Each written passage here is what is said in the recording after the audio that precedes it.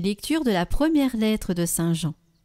Bien-aimés, ce qui était depuis le commencement, ce que nous avons entendu, ce que nous avons vu de nos yeux, ce que nous avons contemplé et que nos mains ont touché du Verbe de vie, nous vous l'annonçons. Oui, la vie s'est manifestée, nous l'avons vue, et nous rendons témoignage. Nous vous annonçons la vie éternelle qui était auprès du Père et qui s'est manifestée à nous. Ce que nous avons vu et entendu, nous vous l'annonçons à vous aussi, pour que vous aussi, vous soyez en communion avec nous. Or nous sommes, nous aussi, en communion avec le Père et avec son Fils Jésus-Christ. Et nous écrivons cela afin que notre joie soit parfaite.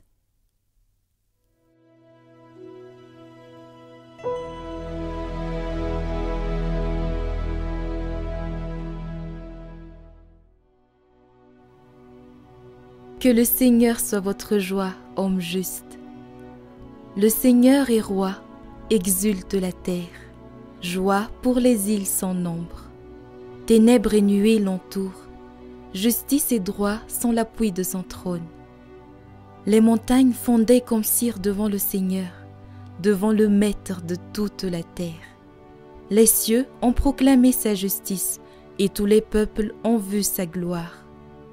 Une lumière est semée pour le juste, et pour le cœur simple, une joie. Que le Seigneur soit votre joie, homme juste. Rendez grâce en rappelant son nom très saint.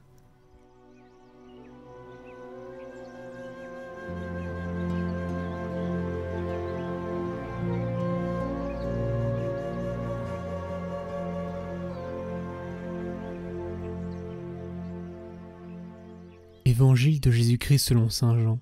Le premier jour de la semaine, Marie-Madeleine courut trouver Simon-Pierre et l'autre disciple, celui que Jésus aimait. Et elle leur dit : « On a enlevé le Seigneur de son tombeau, et nous ne savons pas où on l'a déposé. » Pierre partit donc avec l'autre disciple pour se rendre au tombeau. Ils couraient tous les deux ensemble, mais l'autre disciple courut plus vite que Pierre et arriva le premier au tombeau. En se penchant, il s'aperçoit que les linges sont posés à plat. Cependant, il n'entre pas. Simon-Pierre, qui le suivait, arrive à son tour. Il entre dans le tombeau. Il aperçoit les linges posés à plat, ainsi que le suaire qui avait entouré la tête de Jésus, non pas posé avec les linges, mais roulé à part, à sa place. C'est alors qu'entra l'autre disciple, lui qui était arrivé le premier au tombeau. Il vit et il crut.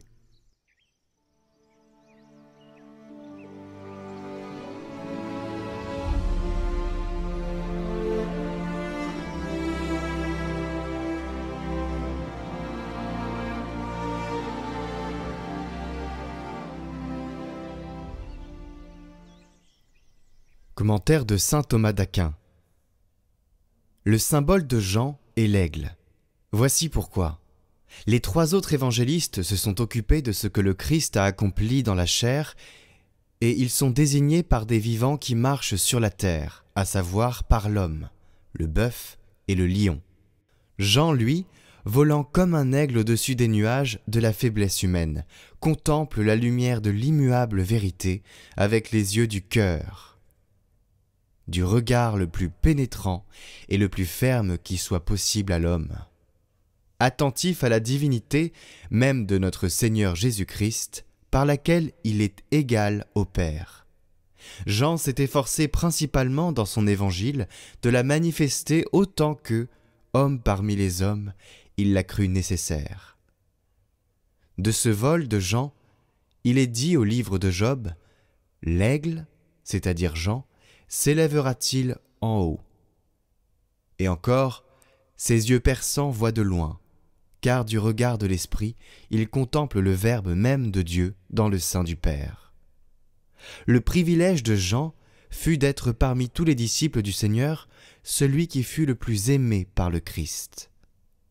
Jean fut en effet le disciple que Jésus aimait, comme lui-même l'a dit sans se nommer. Le Christ a donc révélé ses secrets de façon toute spéciale à ce disciple, très spécialement aimé. C'est lui qui, voyant plus parfaitement la lumière du Verbe, nous la manifeste en disant « Il était la lumière, la vraie, qui illumine tout homme venant en ce monde. » Chers amis, en ce jour de l'apôtre Jean, Jean est une figure du Sacré-Cœur de Jésus. Il fait partie des apôtres du Sacré-Cœur.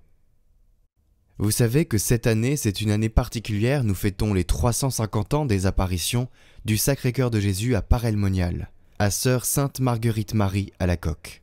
Et en ce jubilé, avec une équipe, nous avons monté un projet qui s'appelle seconsacrer.fr. Je vous mets la vidéo en lien juste après mon propos.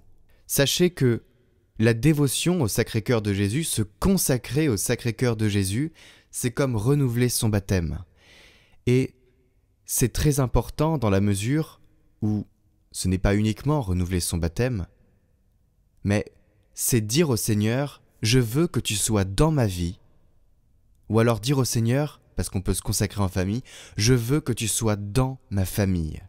On peut aussi le faire en paroisse, « Je veux que tu sois présent dans ma paroisse ».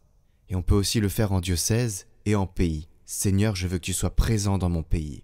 Se consacrer au Sacré-Cœur, c'est tout lui remettre. Et les fruits de cette consécration sont énormes. Ils sont mystérieux parce qu'ils ne sont pas palpables, mais ils sont énormes dans nos vies. Alors je vous invite vraiment à soutenir ce projet de la manière dont vous pouvez. Il s'agit de financer donc un site internet qui soit multilingue pour pouvoir s'adresser à tout le monde et pouvoir permettre les consécrations avec des parcours, avec des accompagnements. Ce projet n'est pas un projet de Catoglade, mais Catoglade se lie au projet. Et donc je vous laisse découvrir la vidéo en lien tout de suite après. Mais ne négligez pas cette force que l'on peut se donner à nous personnellement, à nos familles et à notre société, notre pays tout entier. Et on en a bien besoin parce que nous voyons tous les jours le manque d'amour flagrant de notre humanité. La vidéo s'affiche donc en lien en haut à droite. Je vous laisse aussi juste après le lien vers la page du site crowdfunding où vous pourrez faire un don selon vos moyens. Et sachez d'ailleurs que nous ne vous demanderons aucun don à part pour le projet Catoglade et des projets que nous soutenons directement.